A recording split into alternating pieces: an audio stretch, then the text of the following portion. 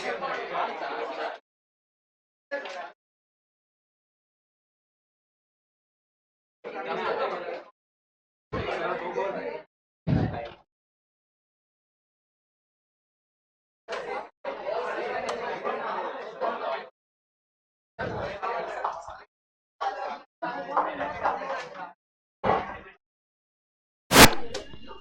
following balance sheet of Sterlite Limited as at 31st March, equities and liabilities देके रखा है. Share capital 8 lakh and 9 lakh. अब नीचे देखो शेयर कैपिटल का नोट्स टू अकाउंट्स दिया हुआ है. Notes to accounts of share capital, equity share capital 5 lakh 7 lakh, 6% preference share capital 3 lakh 2 lakh. तो अब इक्विटी शेयर कैपिटल 5 लाख से कितना हो गया? 7 लाख. इश्यू ऑफ शेयर्स, ठीक है. कौन सा एक्टिविटी आएगा? फाइनेंसिंग. तो बाजू में लिख के रखो F. And 6% preference share, earlier it was 3 lakh, now it is 2 lakh. 6% preference share capital पहले कितना था? 3 लाख. अभी कितना हो गया? 2 लाख. मतलब क्या हो गया? डिक्रीज. तो मतलब तुमने रिडीम किया. रिडीम किया मतलब 1 लाख का रिडीम्शन. तो तुम्हारा जो भी है कैश का इनफ्लो हुआ या आउटफ्लो? आउटफ्लो. कैश का क्या हुआ? जैसे मैं बोलता हूं कि कैश का आउटफ्लो हुआ तुम्हारा, इसका मतलब तुम्हारा कहां पर आएगा? Financing activity. इनफ्लो भी फाइनेंसिंग, आउटफ्लो भी क्या आएगा? फाइनेंसिंग. फिर second is reserves and surplus 2,15,364 और डिटेल दिया रिजर्व्स एंड सरप्लस का. जनरल रिजर्व 40,000 से कितना हो गया? 50,000. मतलब करंट ईयर में तुमने पीएनएल में से ट्रांसफर किया जनरल रिजर्व को. कितना ट्रांसफर किया? 10,000. दूसरा capital reserve 25,000 earlier, now also it is how much? 25. पहले भी 25 और अभी भी कितना है? 25. सिक्योरिटी प्रीमियम, पहले कुछ भी था क्या? अभी कितना? तो 10,000 का तुम्हारा क्या है? Security premium. 10,000 का क्या है तुम्हारा? Security premium. जैसे ही 10,000 का तुम्हारा सिक्योरिटी प्रीमियम है, मतलब 10,000 से तुम्हारा क्या बढ़ेगा? कैश. कौन सा activity? Financing activity. Profit and loss account 1,50,000 and 2,79,500. It means कितने से बढ़ गया तुम्हारा? तो करंट ईयर का retained earning is how much? 1,29,500. Now listen carefully. Opening it is 1,50,000, closing 2,79,500. मतलब ये तुम्हारा ओपनिंग पीएनएल था. तुम्हारा जो भी इसमें ट्रांसफर हुआ रहेगा that is what? Net profit transfer. अब वो जो भी हम लोग बोलते हैं आफ्टर अप्रोप्रिएशन वाला रहेगा ना. ये जो 150 से 279,500 हुआ, मतलब 129,500 जिसको हम लिखते थे ना, transfer to balance sheet after all the appropriation. तो अप्रोप्रिएशन करने के बाद एंड में कितना रिटेन्ड अर्निंग बचा? 129,500. कितना बचा रिटेन्ड अर्निंग? 129.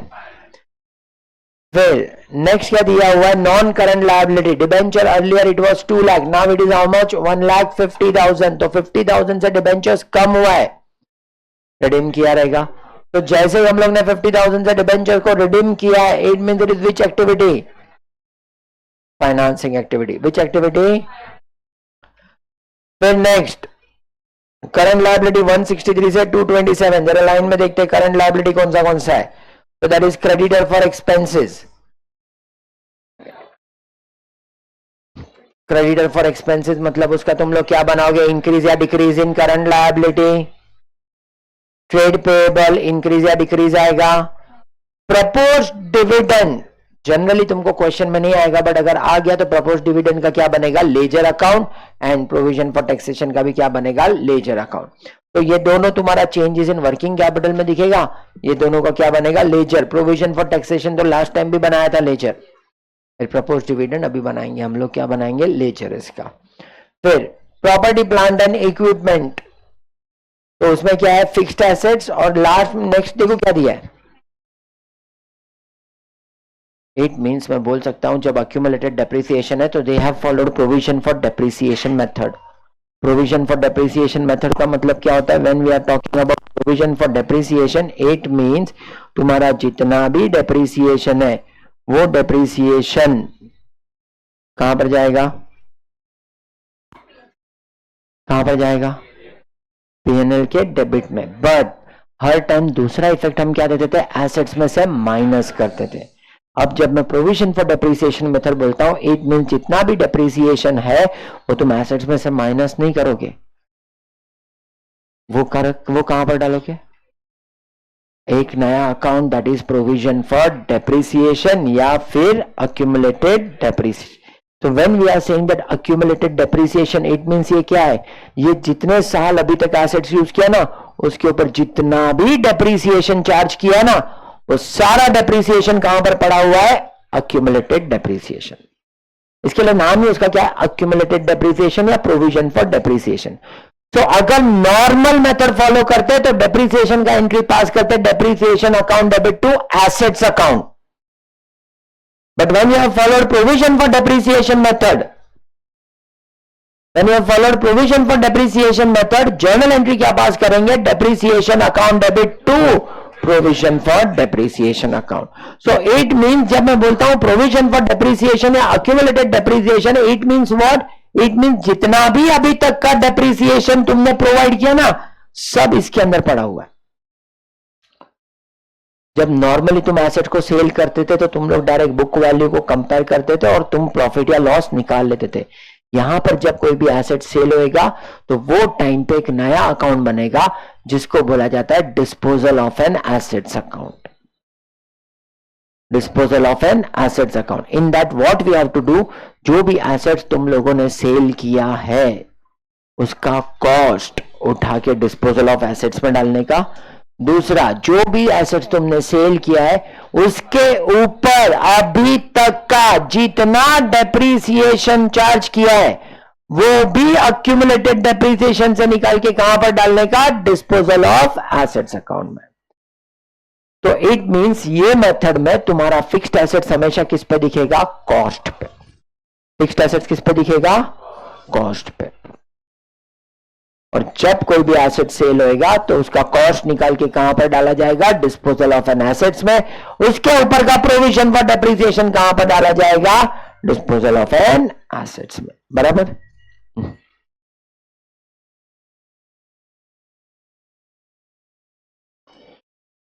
फिर next,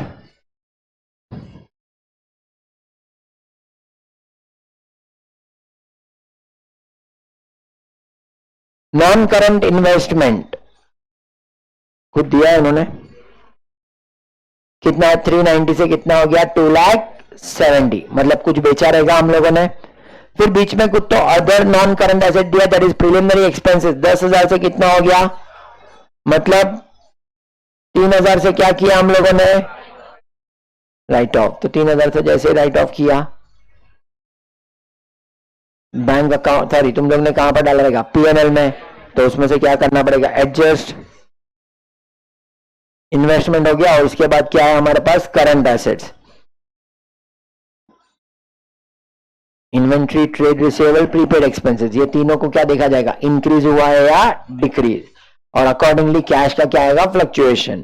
cash and cash equivalent, opening कितना है? 50, क्लोजिंग कितना है? 1,35,000।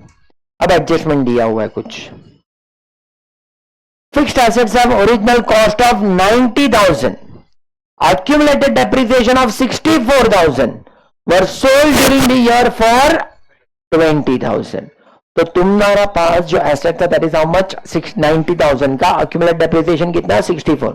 तो सबसे पहले तो 90 माइनस 64 कर देंगे तो क्या मिल जाएगा? Book value. तो कितना आएगा? 36,000 के 26,000 रुपीज का एसेट्स को कितने में बेचा? मतलब कितने रुपए का प्रॉफिट? सॉरी, कितने रुपए का लॉस? 6,000। अब ये 6,000 का जो भी लॉस है वो पीएनएल में पड़ा रहेगा। वो कहां पर पड़ा रहेगा? तो उसको क्या करना पड़ेगा? एडजस्ट। तो हम लोग क्या बनाएंगे? यहां पर एसेट्स अकाउंट बनाएंगे, अक्यूमुलेटेड डेप्रिसिएशन अकाउंट बनाएंगे, provision, sorry disposal of an assets account. ऐसे 3 अकाउंट तो बनाना ही पड़ेगा। साथ में propose dividend, provision for taxation. Total कितने अकाउंट हो गए अभी तक? 5। Equity shares were issued during the year at a premium of 10% at the beginning of the year। अब ध्यान से देखो, इक्विटी शेयर जो भी है, तुम यहां पर पहले तो अंडरलाइन करो, eight the beginning of the year. So equity shares तुमने बिगिनिंग ऑफ द ईयर में इश्यू किया, कितना इश्यू किया, कितना इश्यू किया? 10%। जैसे 10% प्रीमियम पे किया तो मतलब कितना आएगा तुम्हारा security premium? Sorry, security premium कितना आएगा तुम्हारा? 20,000 आएगा ना। अब जैसे ही 20,000 आएगा तुम्हारा, देखो तो जरा सिक्योरिटी प्रीमियम है कितना, कितना है? अब जैसे ही 10,000 है तो हम लोग क्या बोलेंगे, it means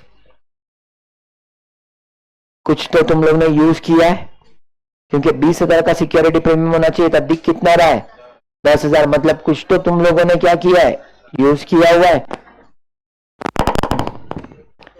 Part of the investment was sold for 1,80,000 and there was no purchase during the year.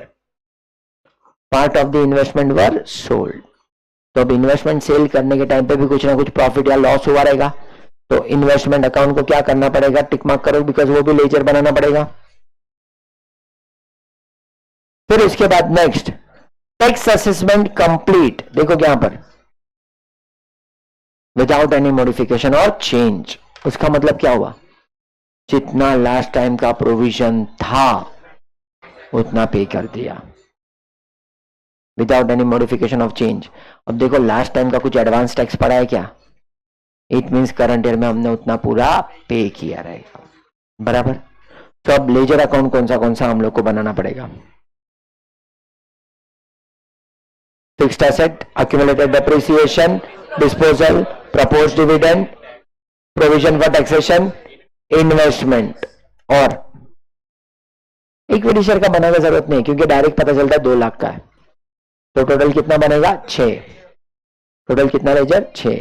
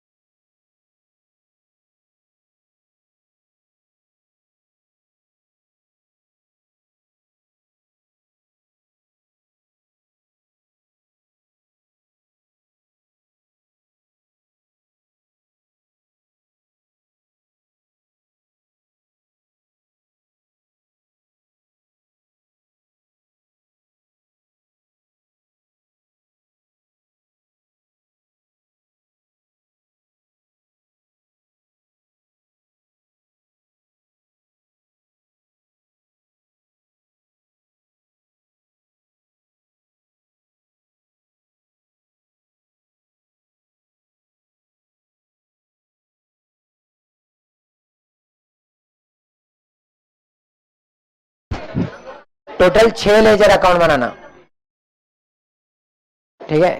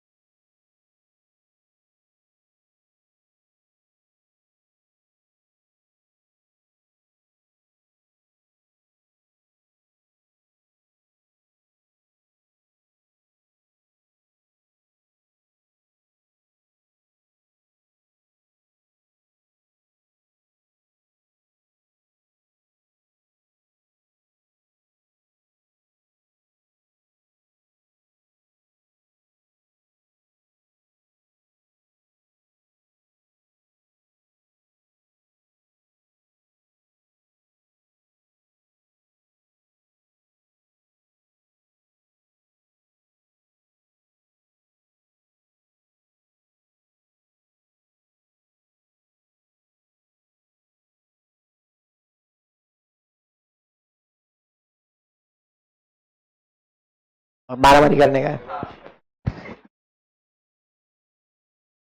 नहीं, कैमरा ऐसा घुमा देगा।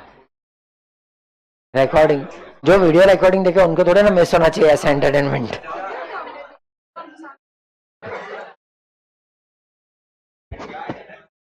हुआ सब ड्रॉ करके।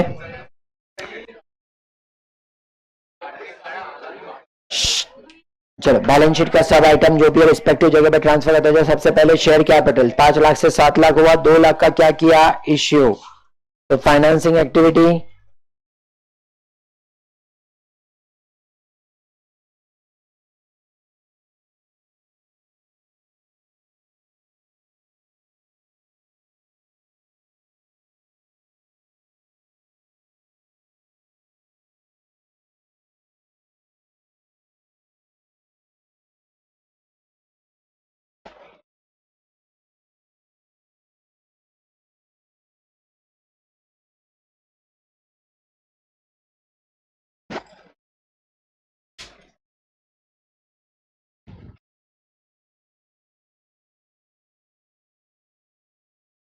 फिर 6% प्रेफरेंस शेयर कैपिटल, 3 लाख से कितना हो गया 2 लाख, 1 लाख से क्या हो गया कम, तो हम क्या लिखेंगे रिडेम्पशन ऑफ प्रेफरेंस शेयर।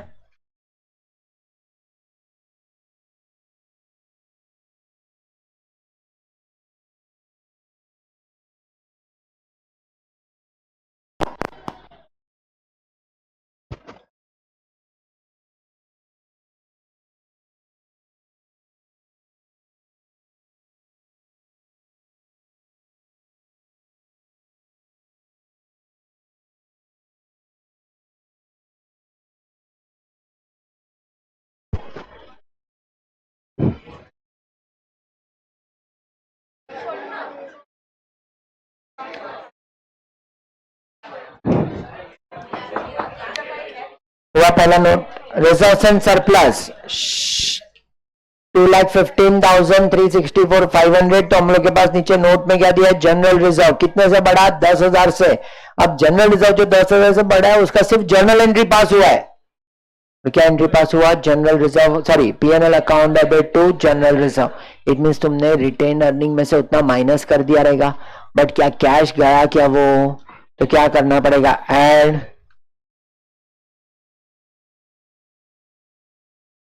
पहला लाइन ब्लैंक रखना,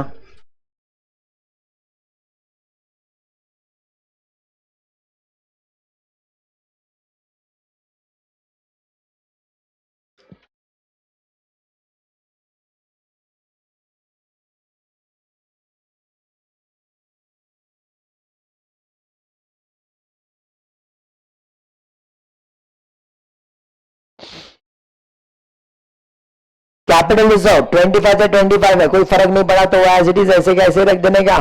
फिर उसके बाद सिक्योरिटी प्रीमियम, उसके लिए नीचे कुछ तो इन्फॉर्मेशन देके रखा हुआ है, तो जब इन्फॉर्मेशन आएगा तब रिकॉर्ड कर लेंगे उसको। Profit and loss account, retain earning कितना आया,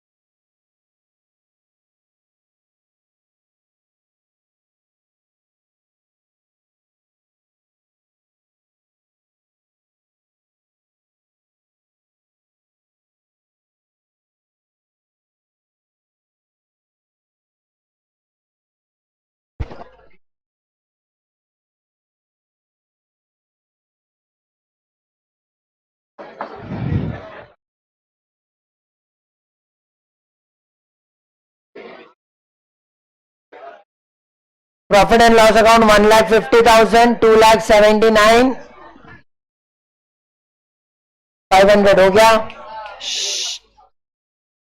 रिजर्व एंड सरप्लस ओवर। फिर आगे यहां पर 12% डिबेंचर्स, 2 लाख से 1.5 लाख हो गया, ठीक है, मतलब 50,000 का क्या किया रिडेम्पशन। अब जैसे ही 50,000 का रिडेम्पशन किया,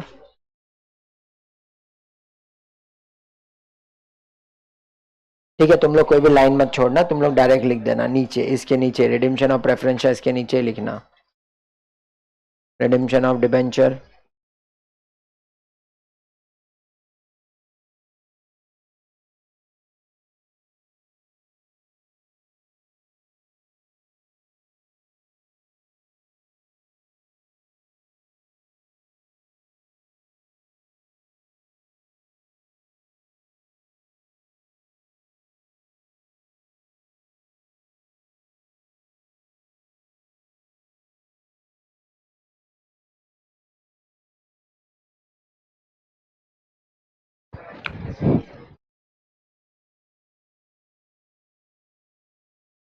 अब 12% डिबेंचर दिया हुआ है,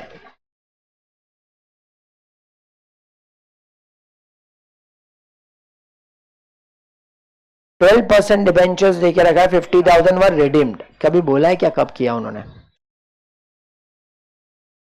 देखो इक्विटी शेयर्स कब इश्यू किया ना वो तुमको देके रखा है, डिबेंचर्स जो भी है ना वो तुमने कब रिडीम किया ना वो तुमको नहीं दिया हुआ है। अब ये क्यों बोल रहा हूं, बिकॉज 12% डिबेंचर दिया मतलब उसके ऊपर इंटरेस्ट तो पे किया रहेगा। अब अगर तुमको उन्होंने क्वेश्चन में स्पेसिफाई किया रहता कि eight the beginning of the year तो इंटरेस्ट सिर्फ 1.5 लाख पे लगता, बट ऐसा कुछ बोला है क्या उन्होंने? नहीं। तो अब हमारे ऊपर अजम्पशन लेने का है क्या इधर at the beginning of the year और at the end of the year. Common sense क्या बोलता है? At the end of the year. 1 अप्रैल को कोई विड्रॉ करने नहीं बैठेगा, 31 मार्च को करके खत्म करेगा ना। और विड्रॉ करना रहता तो लास्ट ईयर में 31 मार्च को विड्रॉ करके खत्म कर दिया रहता था। तुम 1 अप्रैल को लोगे कोई प्रॉब्लम नहीं है, तुम 1 अक्टूबर को लोगे कोई प्रॉब्लम नहीं है, दोनों का नीचे अजम्पशन लिख देने का। बट कॉमन सेंस क्या बोलता है, अगर तुम लोगों को यहाँ पर लॉजिक लगाने का कुछ इन्फॉर्मेशन नहीं दिया है तो जो भी तुम लोग का डिबेंचर का रिडेम्पशन हुआ है वो कब हुआ रहेगा? Last date of the year पे। और इसके लिए जो भी डिबेंचर इंटरेस्ट पे किया रहेगा वो पूरा 2 लाख पे किया रहेगा। अब पूरा 2 लाख पे किया रहेगा तो 2 लाख पे 12% मतलब कितना? अब ये 24,000 रुपया जब तुमने पे किया तो इसका 2 जगह पे इफेक्ट देना पड़ेगा। सबसे पहला तो ये तुम्हारा ऑपरेटिंग में बैठा हुआ रहेगा क्योंकि नेट प्रॉफिट आया या रिटेन अर्निंग आया तो ऑलरेडी पीएनएल अकाउंट में डेबिट साइड पे माइनस कर दिया था। अभी क्या करना पड़ेगा? ऐड करना पड़ेगा। दूसरा ये कौन सा एक्टिविटी है? तो फाइनेंसिंग एक्टिविटी में डालना पड़ेगा। तो first thing that we have to do that is we have to add in business operating activity. तो क्या लिखेंगे? Interest on debenture. तुम लाइन से लिखते जाना, यहां पर थोड़ा ऊपर नीचे हो सकता है।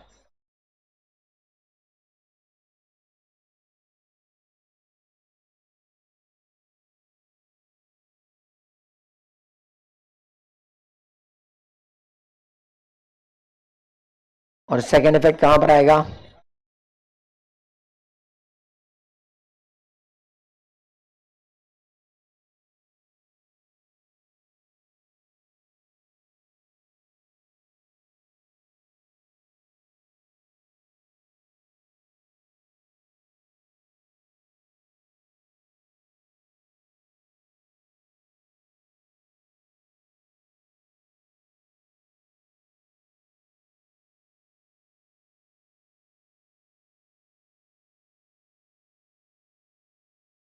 इंटरेस्ट हुआ।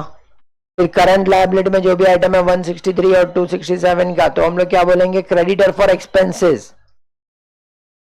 पहले कितना था? 18, अभी कितना हो गया? 12। इट मींस आउटस्टैंडिंग एक्सपेंसेस पहले से कम हो गया, इसका मतलब कैश गया। सो इट मींस हम क्या बोलेंगे? Decrease in creditors. तो decrease in creditors for expenses. तो फंड फ्रॉम ऑपरेशन के बाद आएगा। और अगर करंट लायबिलिटी डिक्रीज तो कैश भी क्या होगा? डिक्रीज।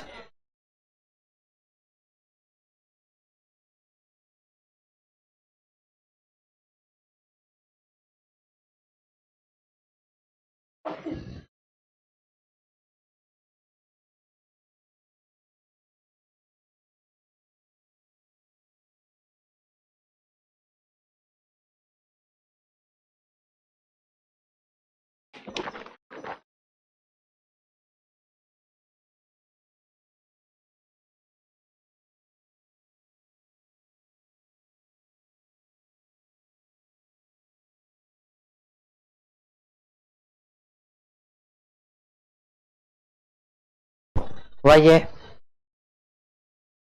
फिर नेक्स्ट ट्रेड पेएबल 60 से 85 हो गया। Increase in creditors leads to increase in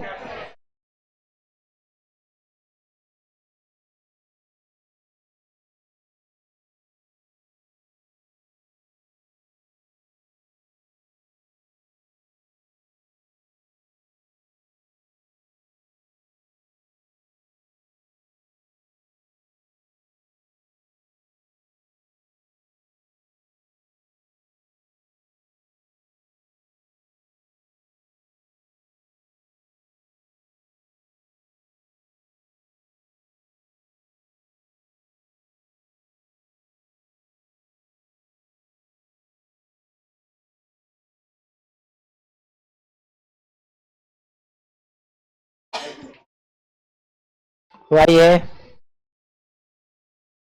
propose dividend का सेपरेट लेजर अकाउंट बनाएंगे।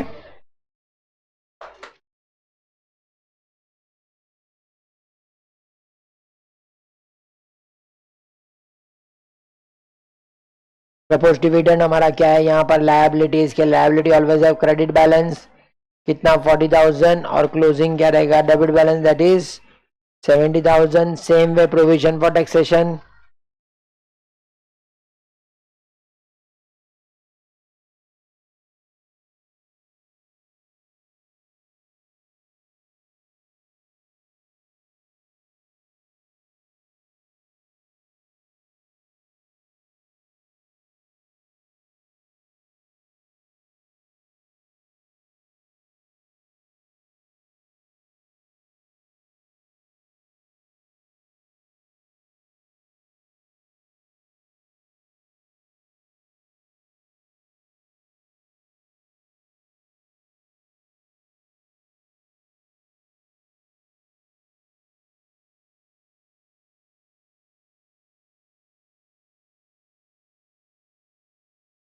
फिर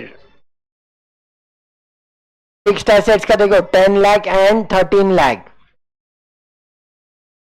तो फिक्स्ड एसेट्स तुम्हारा क्या आएगा, to balance brought down 10 lakh, to by balance carried down 13 lakh.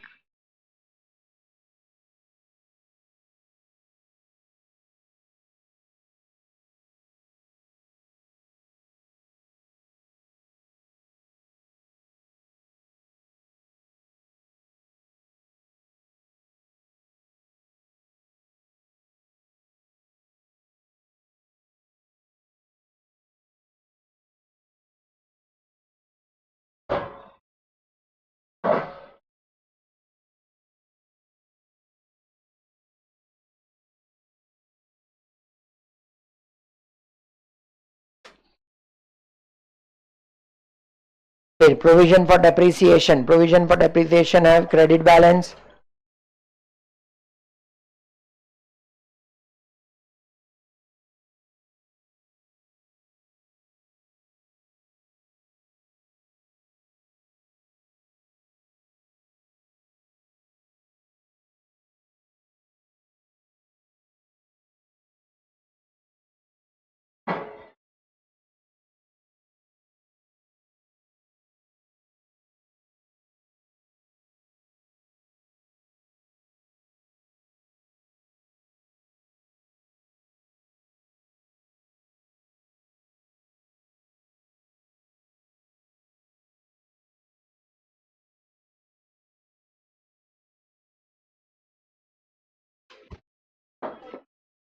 वही है।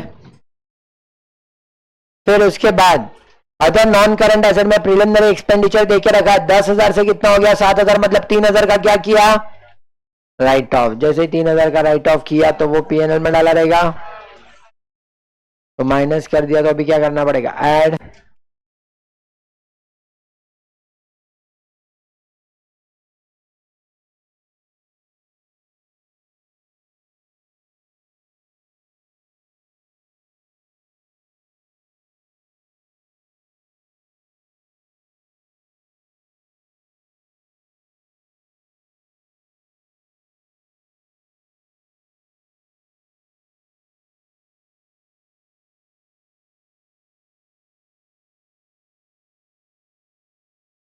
फिर नेक्स्ट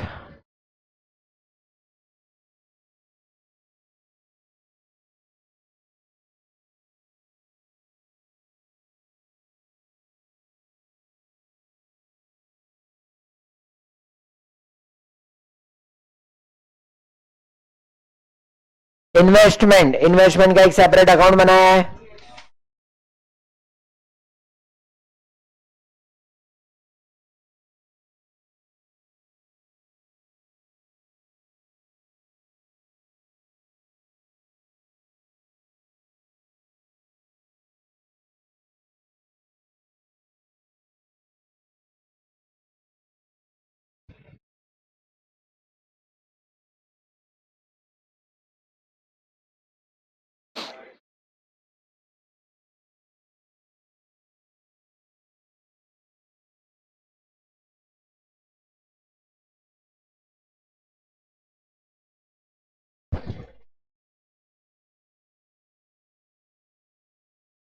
वही है। नेक्स्ट, इन्वेस्टमेंट का लिखा करंट एसेट्स। करंट एसेट्स में इन्वेंट्री 1,10,000 से 2 लाख हो गया, मतलब तुम्हारा इन्वेंट्री क्या हो गया, इंक्रीज।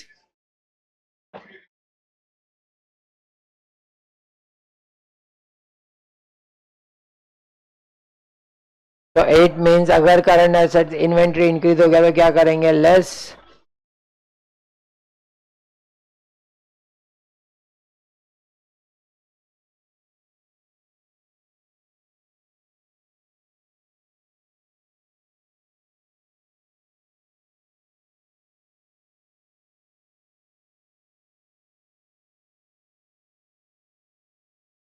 ट्रेड रिसीवेबल कितने पे चेंज हुआ,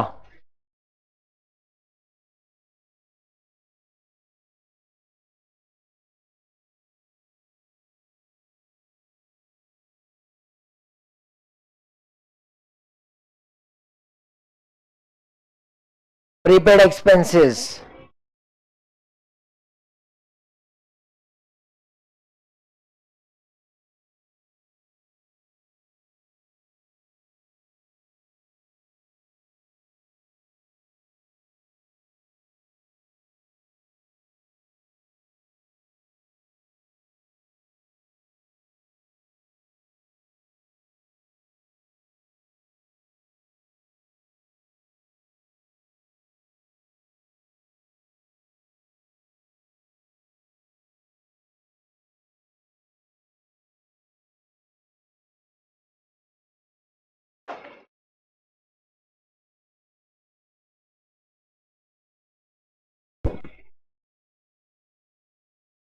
prepaid expenses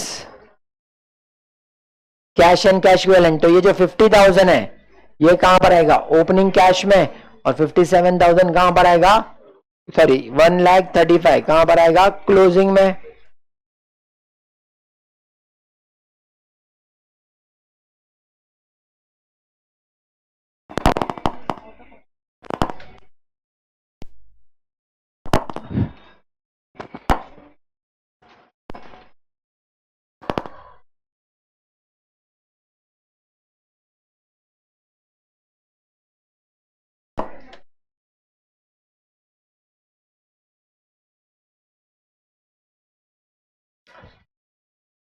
Fixed assets having original cost of 90,000 with accumulated depreciation of 64,000 were sold during the year for 20,000. तो fixed assets having original cost of 90,000, fixed assets में कितना cost, तो it means तुम्हारा assets में से 90,000 को निकालना पड़ेगा। Assets always have debit balance, उसमें से कम करना है तो क्या करना पड़ेगा, क्रेडिट। तो फिक्स्ड एसेट्स अकाउंट क्रेडिट होएगा, डेबिट क्या करेगा, तो disposal of fixed assets account debit to fixed assets account. तो डिस्पोजल में कौन से साइड पे जाएगा,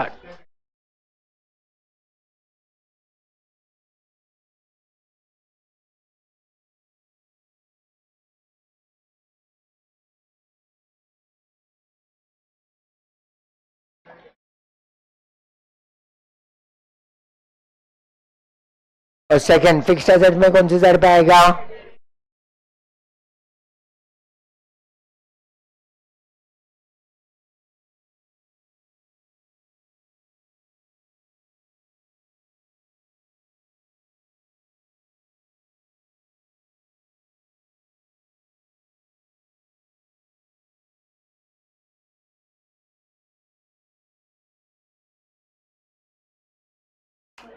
किस में ऐड करता, किसमें तो लेस करता ना वो टाइम पे, इसके लिए लेस करता ना। बताऊंगा, रुक 1 मिनट, ये खत्म इसमें ही बता दूंगा।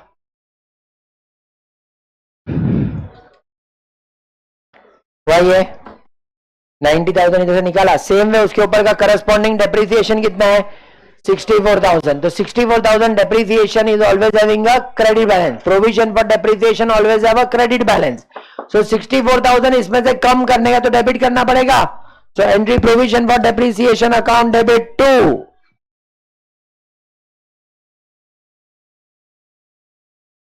Disposal of fixed assets account,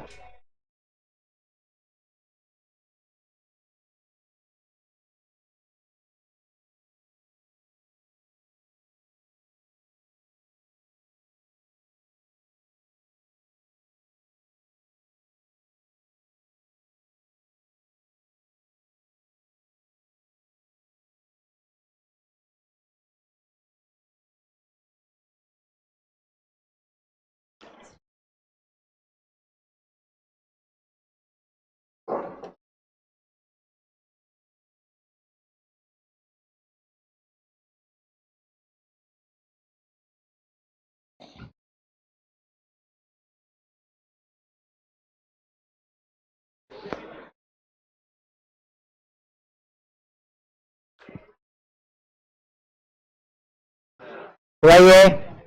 अब सेल कितने में किया? अब जैसे ही सेल किया, जर्नल एंट्री, कैश और bank account debit to disposal of fixed assets account. तो यहां पर क्रेडिट साइड पे आएगा,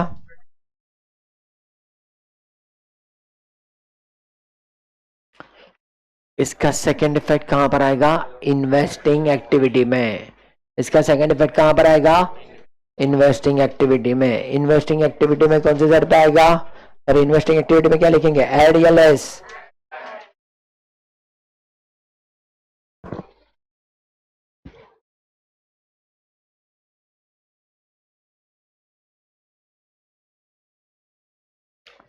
हर ट्रांजैक्शन का, हर एडजस्टमेंट का दो इफेक्ट। ये 20,000 का इफेक्ट आया,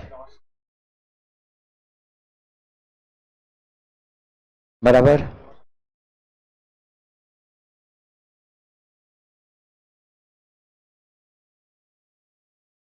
$90,000 का एसेट में से 64 का डेप्री माइनस करने का 26,000, उसको बेचा कितने में? 20,000। तो 6,000 का क्या हुआ है? अब ये 6,000 का जो लॉस हुआ है, एक इफेक्ट यहां पर आएगा,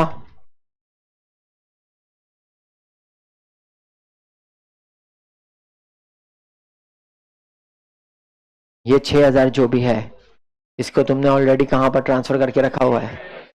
पीएनएल में। तो पीएनएल में तुम लोगों ने उसको कम करके रखा है। अभी क्या करना पड़ेगा?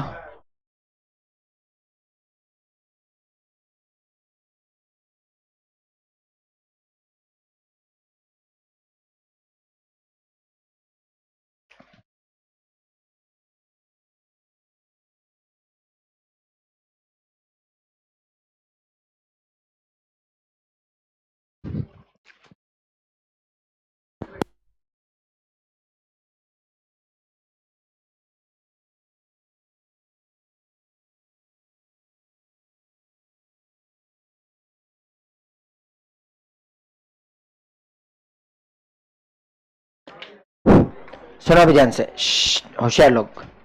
हम क्या बना रहे? Cash flow statement. हमको यहां पर कोई इंटरेस्ट नहीं है इन्वेस्टमेंट बेच के कितना प्रॉफिट या लॉस हुआ, एसेट बेच के कितना प्रॉफिट या लॉस हुआ, बिकॉज उसके लिए ट्रेडिंग पीएनएल अकाउंट है। हम लोग को यहां पर यह जानने में इंटरेस्ट है कि इन्वेस्टिंग एक्टिविटी से कितना कैश आया। 20,000 आया, खत्म। 40 में बेचा रहेगा, 40,000 आया, खत्म। मेरे को प्रॉफिट और लॉस जानने में कोई इंटरेस्ट नहीं है। बट फिर तुम बोलोगे सर फिर तो आपने लॉस को एडजस्ट किया।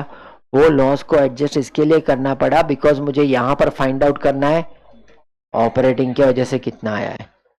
तो तुमने जब नेट प्रॉफिट बनाया, नेट प्रॉफिट बनाने के टाइम पे तुमने डेबिट साइड पर to loss on sale of asset लिख के रखा है। क्या वो नॉन ऑपरेटिंग एक्टिविटी है? यस और नो? यस। तो फिर वो ऑपरेटिंग में क्यों आएगा? इसके लिए उन्होंने माइनस कर दिया था तो मैंने रिवर्स कर दिया। मैंने बोला ये ऑपरेटिंग का पार्ट नहीं है, इसको एडजस्ट कर लो। तो मैंने उसको क्या किया? एडजस्ट। यहां पर जो मैंने लिखा ना ऑपरेटिंग में, वो इसके लिए लिखा because I want to find out कि cash flow from operating activities how much. इसके लिए मैंने लिखा, बाकी और कोई रीजन नहीं था, बराबर। और इन्वेस्टिंग एक्टिविटी सिर्फ इतना ही चीज बोलता है कि तुम लोगों ने बेचने के लिए या फिर तुम लोग ने कितने में बेचा या कितने में खरीदा, कितना कैश आया, कितना कैश गया, दैट्स इट। और कोई इंटरेस्ट नहीं है। Equity shares were issued at a premium of 10% at the beginning of the year. तो इक्विटी शेयर जब तुम लोगों ने क्या किया, इश्यू किया, वो टाइम पे सिक्योरिटी प्रीमियम भी कमाया रहेगा। तो 20,000 का क्या शेयर रहेगा?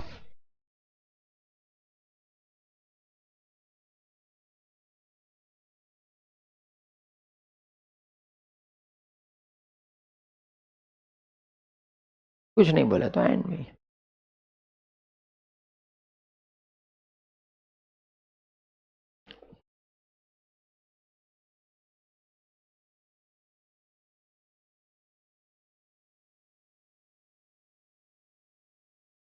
वही है।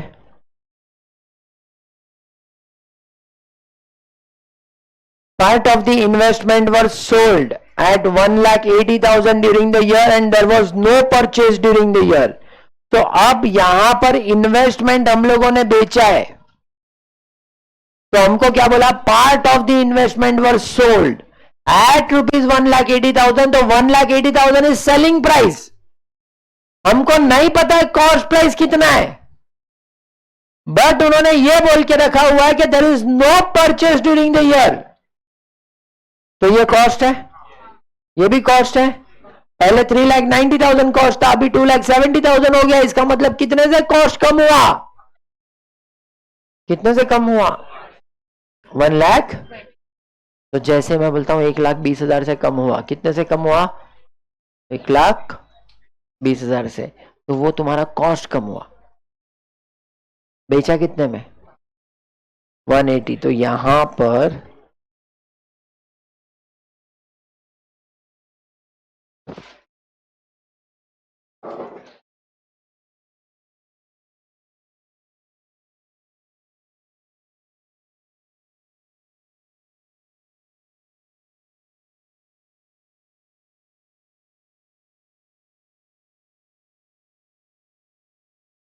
वही है। अब कितने रुपए का यहां पर 1,80,000 तुमको मिला, तो तुम्हारा इन्वेस्टिंग एक्टिविटी में cash flow from investing activity बढ़ गया।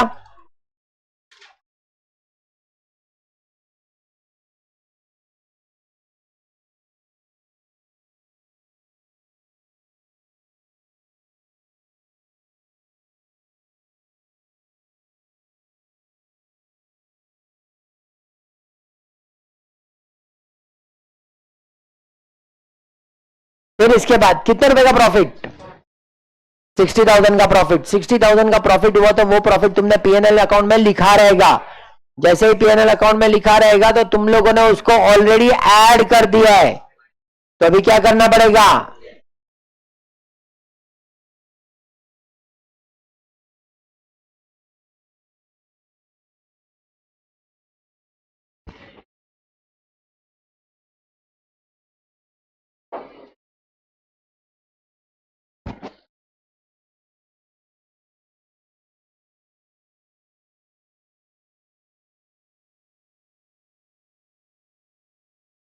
कैसे?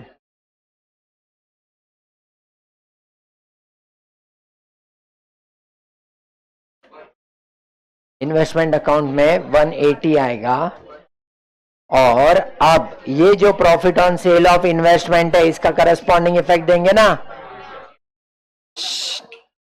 120 का अगर 180 में बेचा तो 60,000 का प्रॉफिट हुआ। देखो उधर जो प्रॉफिट लिखा रहेगा वो गया कहां से रहेगा? यहां से ही गया रहेगा ना।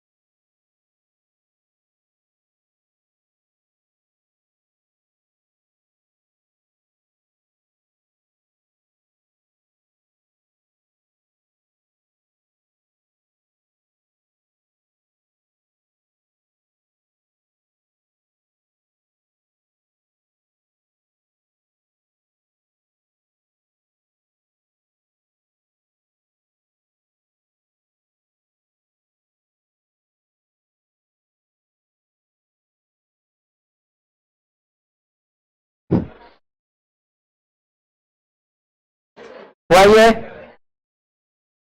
चलो next. 12% debentures of 50,000 were redeemed at a premium of 5%.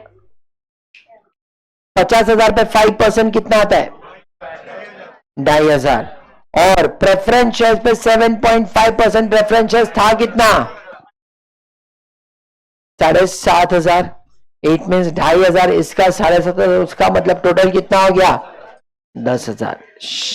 Security premium 20,000 था, जिसमें से 10,000 इधर से एडजस्ट हो रहा है। इट मीन कितना बचेगा? 10,000। अब ध्यान से सुनो, ये जो भी सिक्योरिटी प्रीमियम तुमने किसको दिया हुआ, सॉरी ये रिडिम्पशन का प्रीमियम किसको दिया है? डिबेंचर्स को। और किसको दिया हुआ है? प्रेफरेंसेस को। सो दोनों को जब तुम लोगों ने प्रीमियम पे किया हुआ है तो तुम लोगों को कहां पर लिखना पड़ेगा? फाइनेंसिंग एक्टिविटीज है।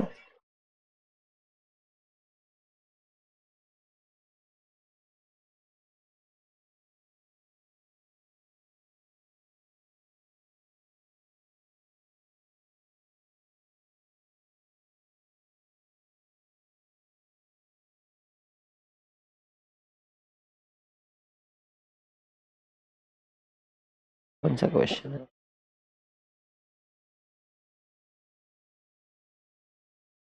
वही है।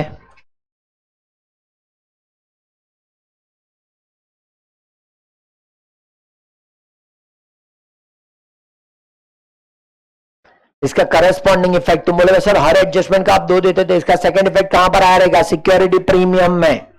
अगर मैं सिक्योरिटी प्रीमियम अकाउंट बनाएगा तो 20,000 पहले पड़ा था, उसमें से 10,000 ये राइट ऑफ हुआ। एक इफेक्ट इधर, एक इफेक्ट वहां पर। बराबर क्लियर ये चीज? Next. Tax assessment was completed without any modification और चेंज।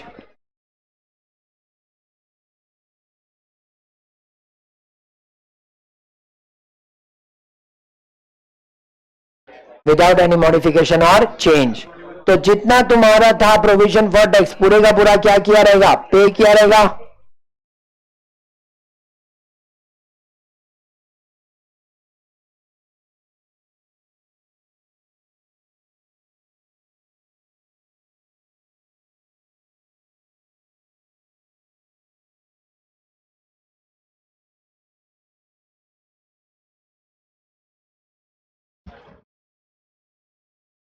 और ये 45,000 का टैक्स तुमने पे किया है तो ये कहां पर जाएगा? जहां पर टैक्स पेड लिखा हुआ है ऑपरेटिंग एक्टिविटी के नीचे।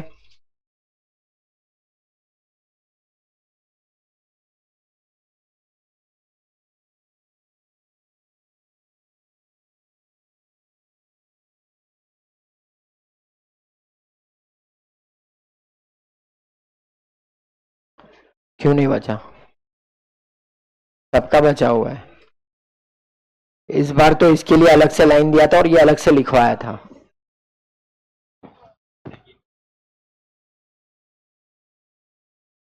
हाँ, और यहां पर ये 3 अलग से दिखाया है इस बार।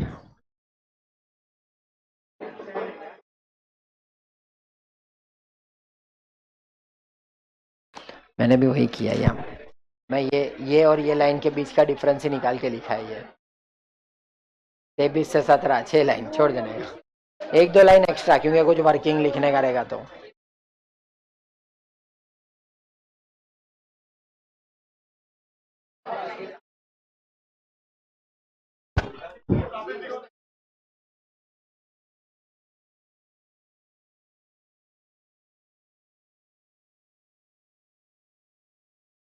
सब एडजस्टमेंट हो गया? सब एडजस्टमेंट हो गया? अब एक एक करके लेजर कंप्लीट करते हैं।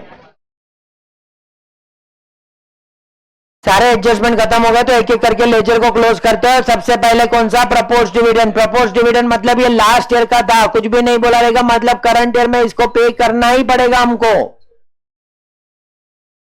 अगर डिविडेंड प्रपोज हो चुका है तो पेमेंट करना ही पड़ेगा तुमको।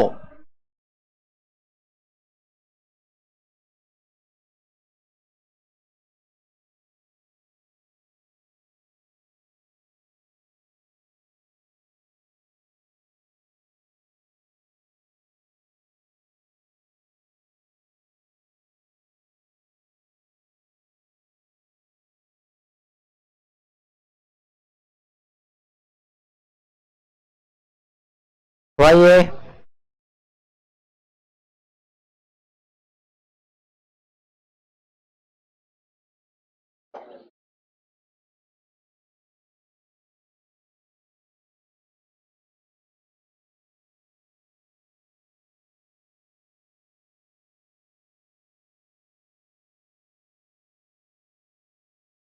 अब उसके बाद ये 40,000 का सेकेंड इफेक्ट कहां पर देंगे?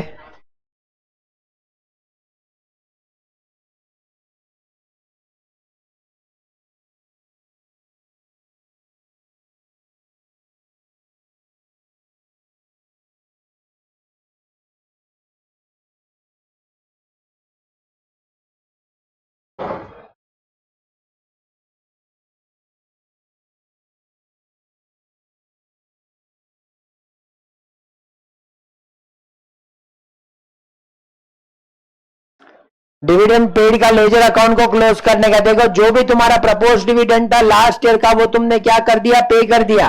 करंट ईयर में कुछ भी अभी भी प्रपोज दिख रहा है, इसका मतलब क्या रहेगा? प्रोविजन बना रहेगा। प्रोविजन किस में से बना रहेगा? पीएनएल के अंदर से। और इसका इफेक्ट कहां पर दिया रहेगा? हमने दूसरा पीएनएल में डाला रहेगा। पीएनएल में डाला रहेगा तो पीएनएल में से क्या हो गया रहेगा? एड या लेस। तो अभी क्या करना पड़ेगा?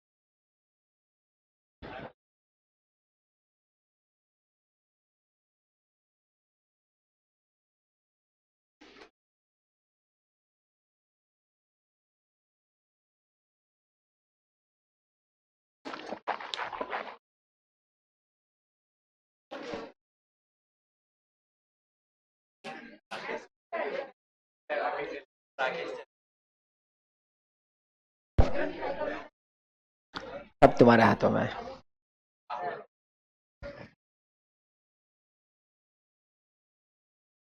तो बहुत बात है, रावण को जलाने के लिए राम बनना पड़ेगा। अब बोलो। ब्राह्मण हो, क्षत्रिय नहीं हो। मैं परशुराम को मानता है। क्या? इतना डीप नहीं पता है मेरे को। अब डाल के देगा। फिर से बोल। पत्रम पुष्पम वदम स्वयं।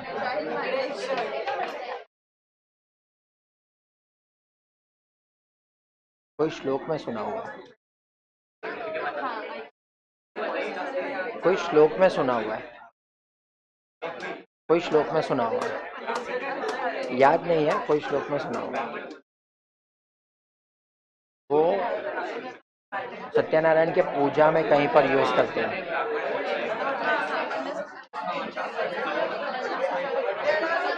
खुद को अर्पण।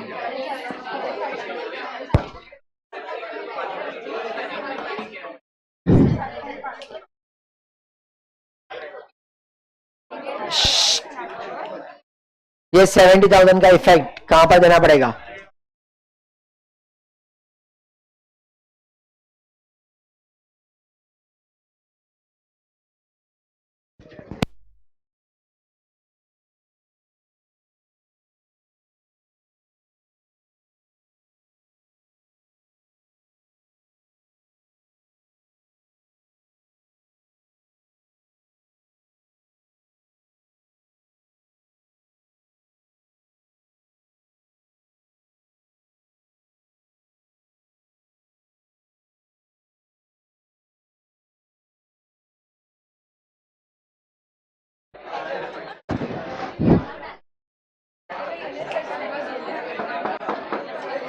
प्रपोज डिविडेंड कितना है?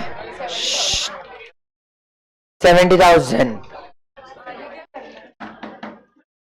सॉरी, आप दूसरा लेजर अकाउंट को क्लोज करो। प्रोविजन फॉर टैक्सेशन 45 था, 45 पे कर दिया, अभी कितना है? 60।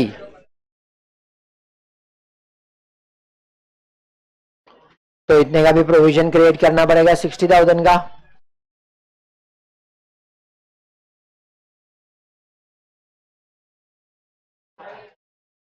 एक ही तो क्वेश्चन हुआ है, रुक जा। 3-4 क्वेश्चन के बाद कुछ लेजर फिक्स रहता है जो बनते ही है। ये बनेगा, ये बनेगा, फिक्स है।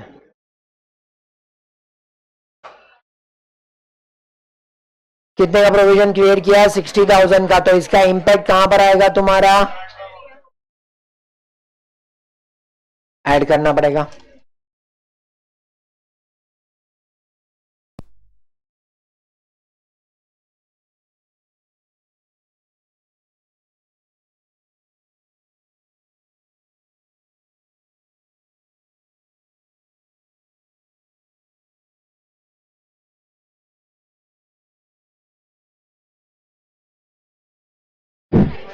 चलो अब fixed assets 10 lakh, 13,90,000 balancing figure आएगा यहां पर। इट मींस तुम्हारा डेबिट साइड पे बैलेंसिंग फिगर आ रहा है, मतलब उतना हमने क्या किया रहेगा? Purchase.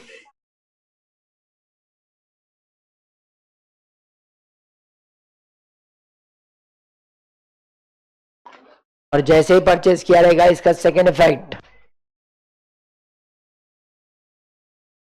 Investing activity.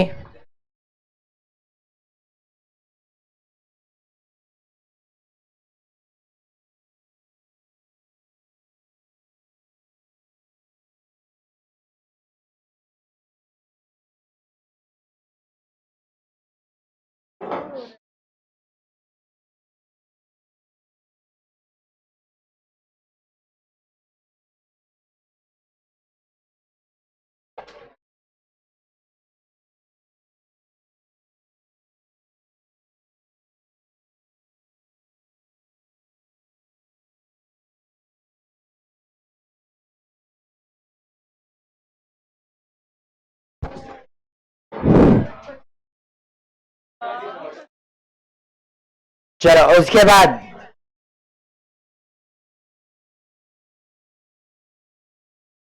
Provision for depreciation 3 lakh, 480, 64। Difference कहां पर जाएगा? Difference profit and loss account में। करंट ईयर का प्रोविजन कितना है? 244।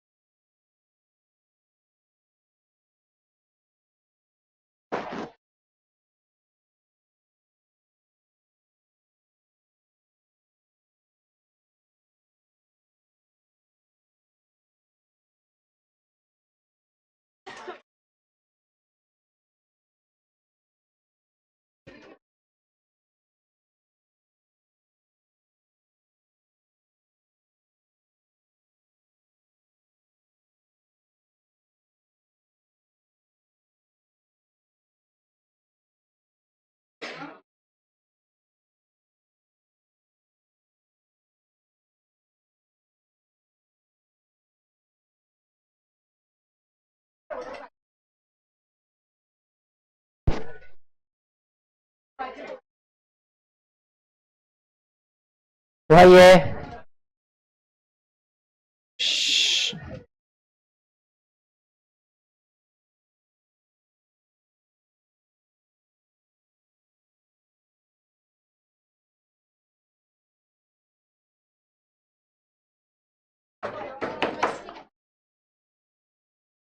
'Disposal of fixed assets' tally हो गया।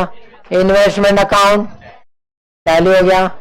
अब जनरली हम लोग सब कुछ क्लोज कर सकते हैं, बट हम लोगों ने अगर प्रपोज डिविडेंड दिया है तो सबसे पहले डेफिनेटली प्रेफरेंस शेयर होल्डर्स को भी तो डिविडेंड पे करोगे ना।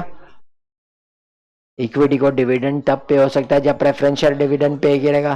प्रेफरेंशियल डिविडेंड हम लोग ने कहीं पर बात ही नहीं किया, उन्होंने दे के रखा हुआ है, कितना परसेंटेज है, कितना परसेंटेज है, 6%। अब 3 लाख के ऊपर या 2 लाख के ऊपर, 3 या 2,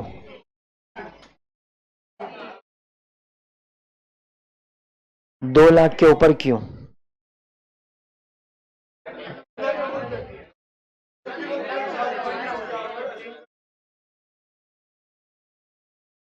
तीन लाख के ऊपर तो समझ में आता है कि तुमने लास्ट में रिडीम किया, ऐसा अजम्पशन। बाकी 12,000 मतलब कितना आएगा, 2 लाख के ऊपर क्यों?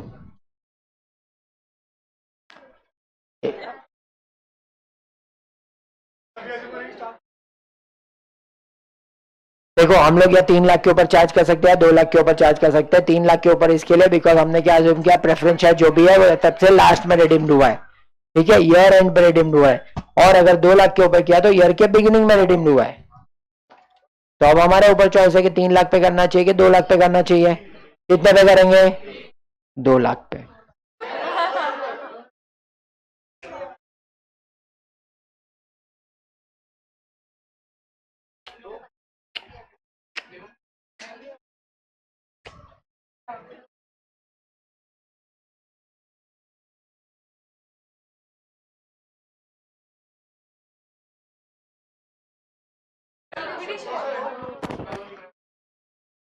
Welcome to the chapter of redemption of preference shares.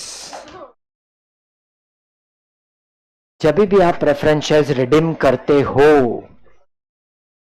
It is necessary या तो सीआरआर क्रिएट करो या इक्विटी शेयर्स इश्यू करो।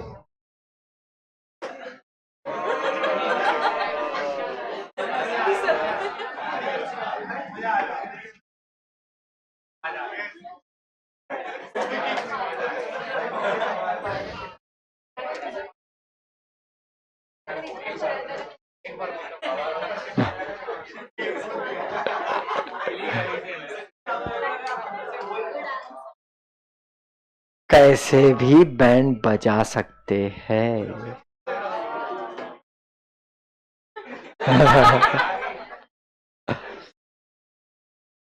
3 लाख पे दे दो, कोई प्रॉब्लम नहीं है, बट देखो वहां पर उन्होंने देखो डिबेंचर्स के लिए कुछ नहीं बोला, प्रेफरेंस शेयर पे रिडीम किया कुछ नहीं बोला, बट इक्विटी शेयर जो है इश्यू,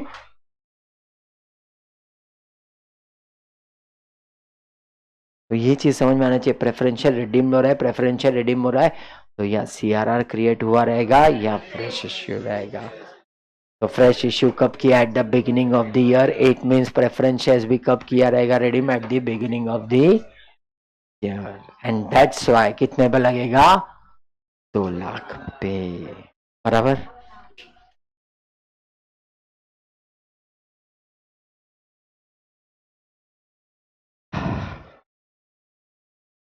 अब जब प्रेफरेंस शेयर्स डिविडेंड पे करोगे, चलो ठीक है, इतना बुरा मानने का जरूरत नहीं है, कल कॉस्टिंग का एग्जाम है, बाद में ज्यादा लगेगा।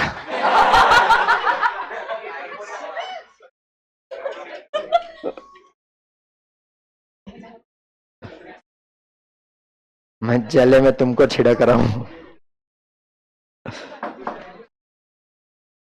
प्रेफरेंस डिविडेंड कितना? 12,000, ये पीएनएल में से क्रिएट हुआ रहेगा। और दूसरा ये पे किया तो कहां पर गया रहेगा ये चीज?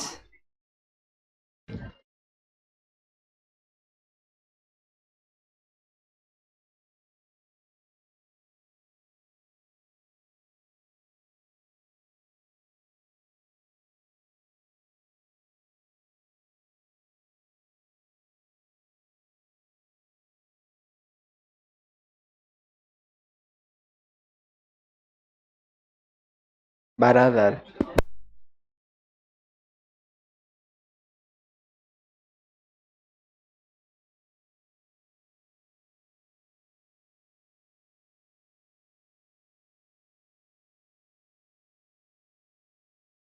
चलो कैश फ्लो को टैली करो फटाफट।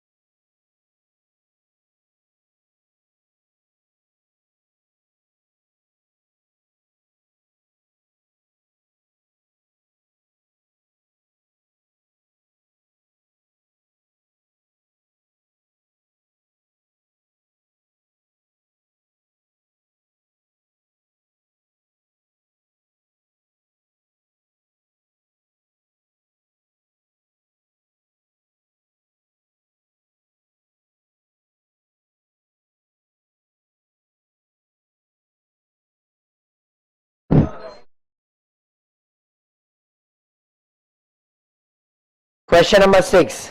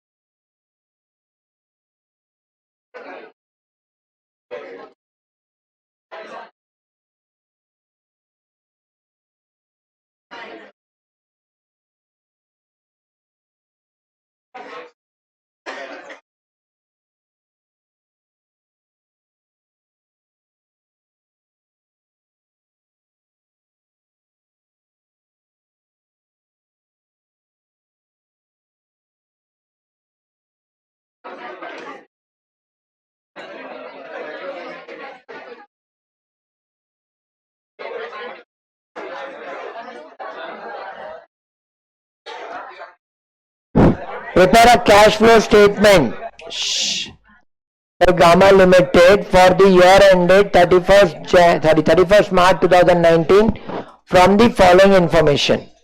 अब इंफॉर्मेशन में देखो, पहला दो क्वेश्चन जो किया ना, फर्स्ट और सेकंड, उसमें ट्रेडिंग पीएनएल कुछ भी नहीं दिया था, डायरेक्ट बैलेंस शीट दिया था. यहाँ पर दिया sales for the year amounted to rupees how much 135 crore, out of which 60% was cash sales. Purchase कितना 55 crore, out of which credit purchase was how much 80%. Admin and selling expenses 18 crore, salary paid 22 crore. The company redeemed the debentures of 20 crore at a premium of 10%. Debenture holders were issued equity shares of 15 crore toward the redemption and the balance was paid in cash. Debenture interest paid during the year is how much 1.5 crore. So अब देखो, पहला दूसरा तीसरा adjustment ये तीनों business operation से related है. ये adjustment, company redeem the debentures of 20 crore at a premium of 10%. Debenture holder were issued equity shares of 15 crore toward the redemption. Debentures के सामने क्या मिल रहा है? Equity shares. तो डिबेंचर्स के सामने जब इक्विटी शेयर्स मिल रहा है तो that is non cash activity. But क्या बोला है? Balance was paid in cash. जितना कैश पे करोगे ना उतना ही कैश फ्लो में आएगा. Debenture interest paid during the year is how much? तो ये तुम्हारा कहां पर आएगा? Financing. Dividend paid during the year amounted to rupees 11.7 crore including dividend distribution tax. ठीक है, that is also paid. तो ये भी कौन सा एक्टिविटी आएगा? Financing activity. Investment costing 12 crore were sold at a profit of 2.4 crore. Investing 8 crore was paid toward income tax during the year. A new plant costing 21 crore was purchased in a part exchange of old plant. The book value of the old plant was, but the vendor took over the plant at 10 crores. The balance was paid in cash to the vendor. So हम लोगों को क्या देके रखा है यहाँ पर कि एक प्लांट के सामने हमने क्या लिया? दूसरा plant. Plant costing 21 crore was purchased in part exchange of. तो कितने का परचेज करेंगे हम लोग? 21 करोड़ का. The book value of the old plant is how much? तो हम लोगों ने 12 करोड़ का इसकी जगह प्लांट एक्सचेंज किया, बट उसने कितना कंसिडर किया?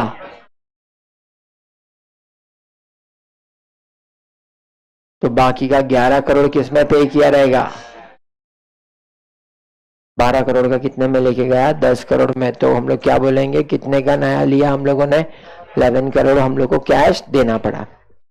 The following also were provided, that is debtors का बैलेंस ओपनिंग, क्लोजिंग क्रेडिटर्स का ओपनिंग, क्लोजिंग कैश का ओपनिंग दिया हुआ है, क्लोजिंग हमको ढूंढना है. So now when we have to find out or when we have to prepare a cash flow statement, when they have given the information of sales and purchase, it is to be considered as direct method. अब जब direct method से हमको cash flow बनाने का है तो जितना information available रहेगा उसको यूज करेंगे. दूसरा चीज, अगर इनडायरेक्ट मेथड से बनाते थे तो स्टार्ट करते थे नेट प्रॉफिट से. यहां पर वो चीज है ही नहीं. यहां पर डायरेक्ट सेल्स वगैरह का इंफॉर्मेशन है. दूसरा, जब तुम लोग नेट प्रॉफिट से स्टार्ट करते थे तो चेंजेस इन वर्किंग कैपिटल का इंपैक्ट देना पड़ता था. यहां पर नहीं देना पड़ेगा. यहां पर हम लोग बनाएंगे debtors account and creditors account. क्यों? बिकॉज कैश सेल्स पता है कितना है, पैसा कहां कहां से आता है. तो मैं क्या बोलेगा? कैश सेल्स से आएगा और दूसरा कलेक्शन फ्रॉम. तो डेटर्स का इंफॉर्मेशन है ना हमारे पास. तो हम लोग कौन से अकाउंट बनाएंगे? डेटर्स अकाउंट बनाएंगे, क्रेडिटर्स अकाउंट बनाएंगे. पहला क्वेश्चन है, इसके लिए डेटा क्रेडिटर अकाउंट बना देंगे, वरना डायरेक्ट ब्रैकेट में भी हो जाएगा आगे जाएंगे तो. जो हम लोग बोलते हैं ना सीए फाउंडेशन में या कहीं पर सिंगल एंट्री सिस्टम पड़ा था, वही चीज है. तो now we have to prepare cash flow statement by direct method.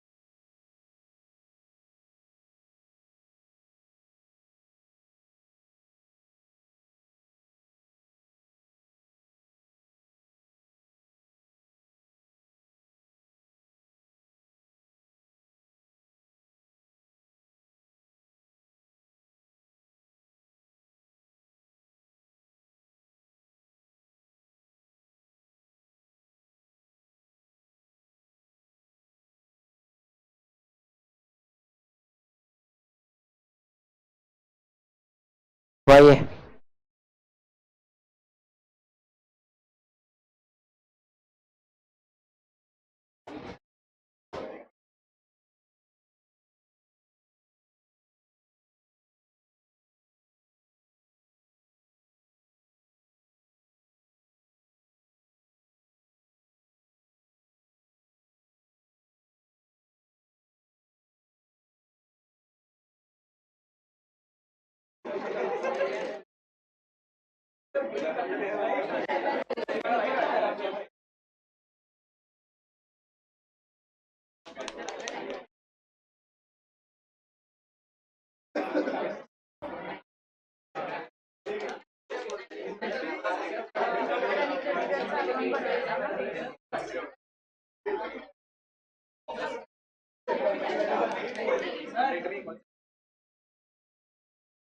बस हो गया, अभी इसके बीच कुछ भी नहीं है।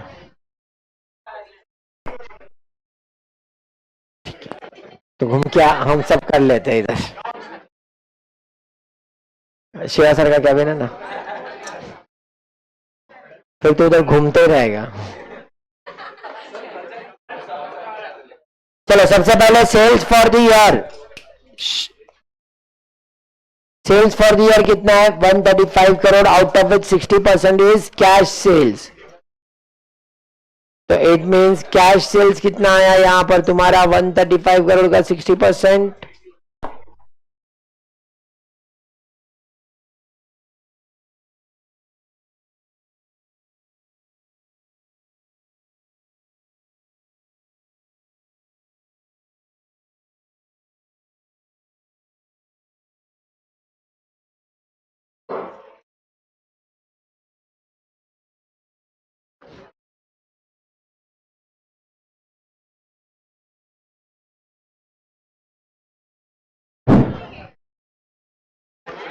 वही है। उसके बाद परचेज 60% इज कैश सेल्स, मतलब 40% क्या रहेगा? Credit sales. तो 135 करोड़ का 40% इज क्रेडिट सेल्स, तो डेटर्स अकाउंट में डालना पड़ेगा। डेटर्स अकाउंट में कौन सी सर पे डालोगे? Debtors account debit to sales account. तो 4 लाइन का डेटर्स अकाउंट बनाओ, 4 लाइन का क्रेडिटर्स अकाउंट। 4 लाइन।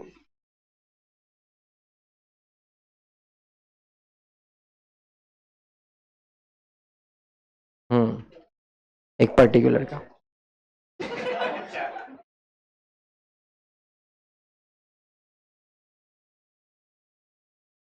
कितना अमाउंट कितना आया?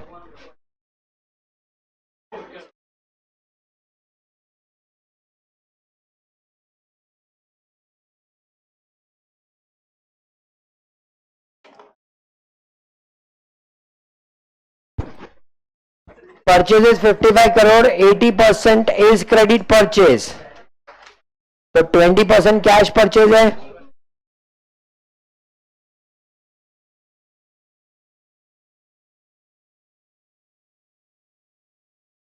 और क्रेडिटर्स अकाउंट में कौन सी साइड पे आएगा? क्रेडिट साइड पे।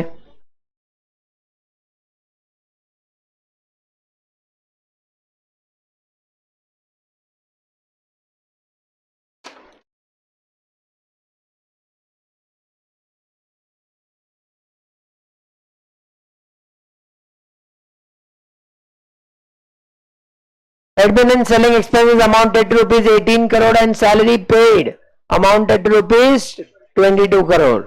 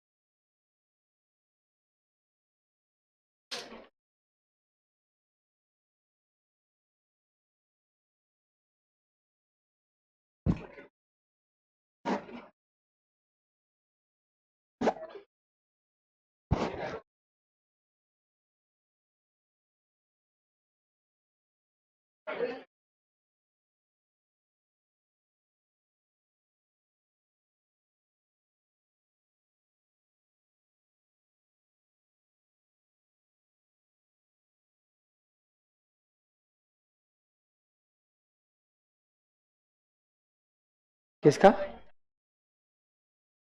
नहीं है?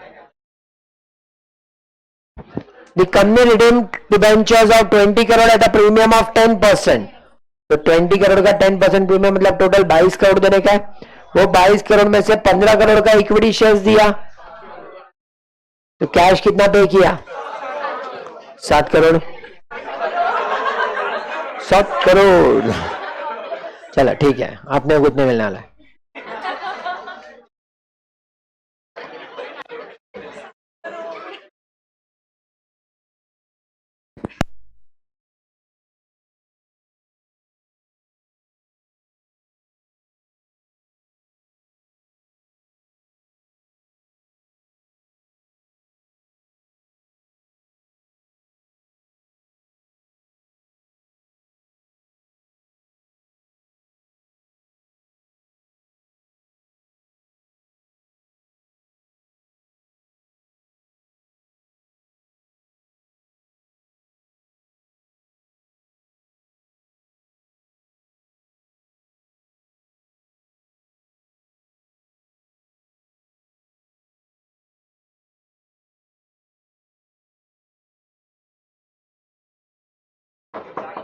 Debenture interest paid 1.5 crore.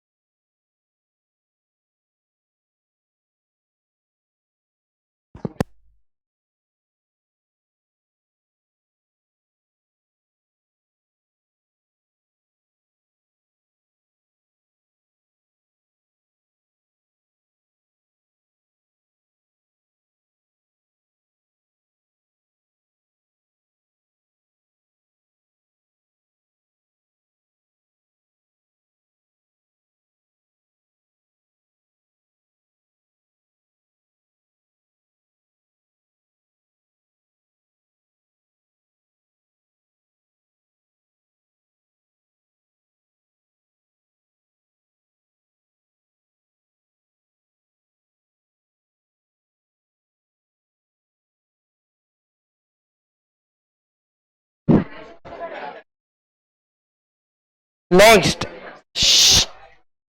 Dividend paid 11.7 crore.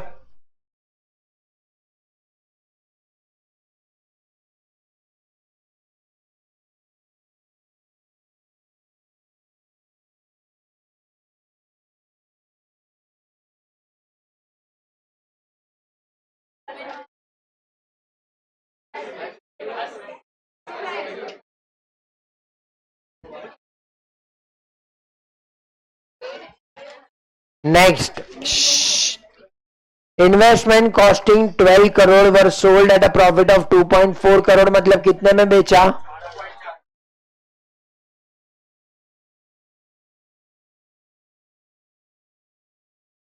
अब देखो 2.4 करोड़ का प्रॉफिट अगर तुम्हारा इनडायरेक्ट मेथड रहता तो हम क्या बोलते हैं, नेट प्रॉफिट में आ गया है तो हम लोग को प्लस या माइनस करना पड़ता था। यहां पर वो चीज आएगा ही नहीं, बिकॉज हमने सिर्फ और सिर्फ नॉर्मल बिजनेस ऑपरेशन का ट्रांजैक्शन लिखा है, एंड दैट्स वाई इसका कोई भी सेकंड इफेक्ट नहीं आएगा। डायरेक्ट 14.4 करोड़ तुमने इन्वेस्टमेंट बेचा और तुमको मिला।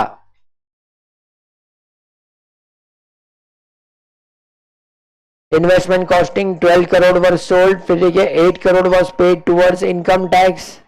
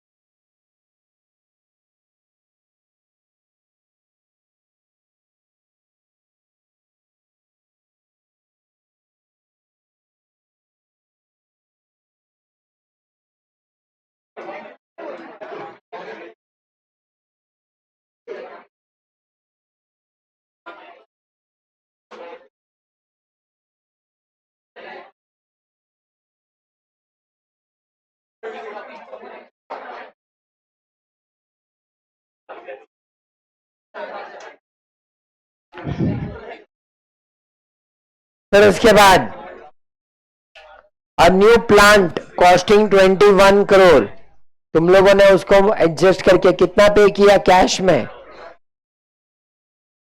तो परचेज ऑफ प्लांट में कितना माइनस होगा? 11 करोड़।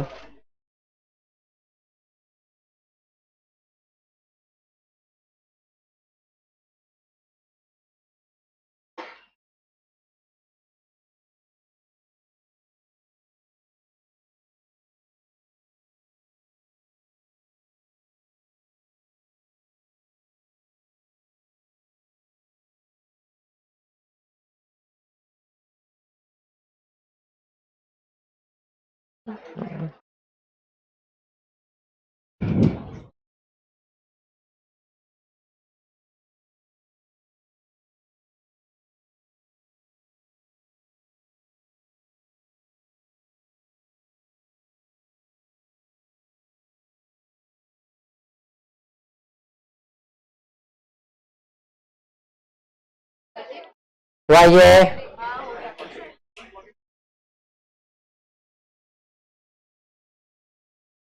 डेटर्स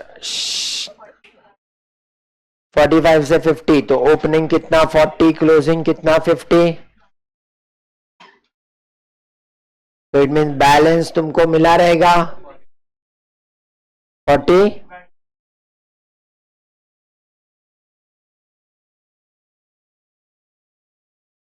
21, 23, बाकी का पे किया रहेगा।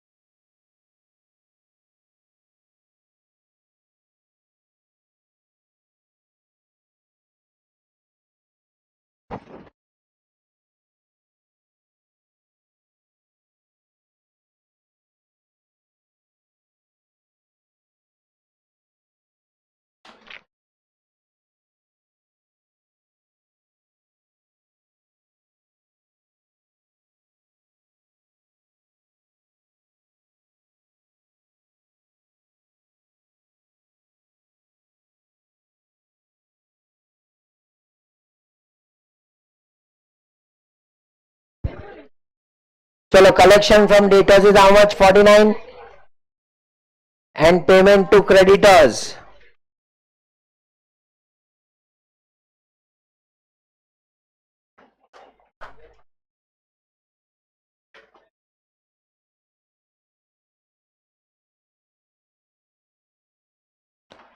सब कंप्लीट हुआ।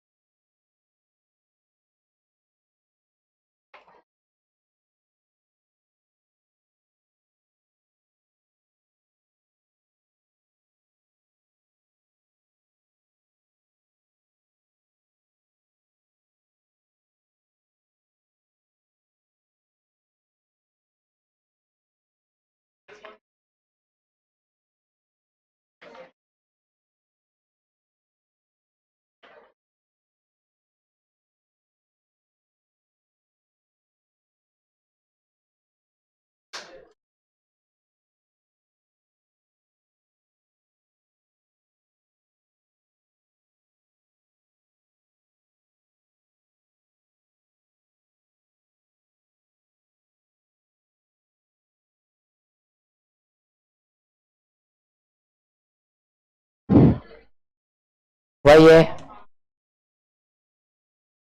So cash flow from operation before tax, after tax, फिर इन्वेस्टिंग एक्टिविटी का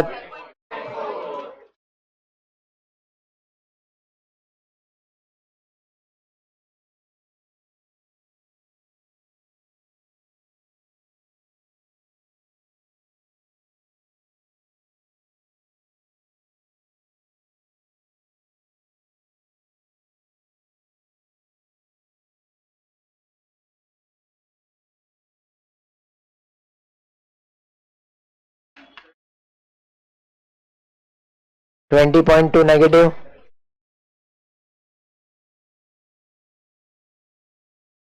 So net increase or decrease.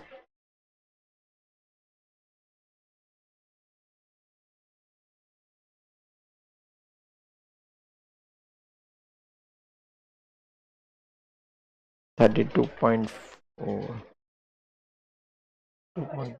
12 point. Opening cash and cash equivalent is how much?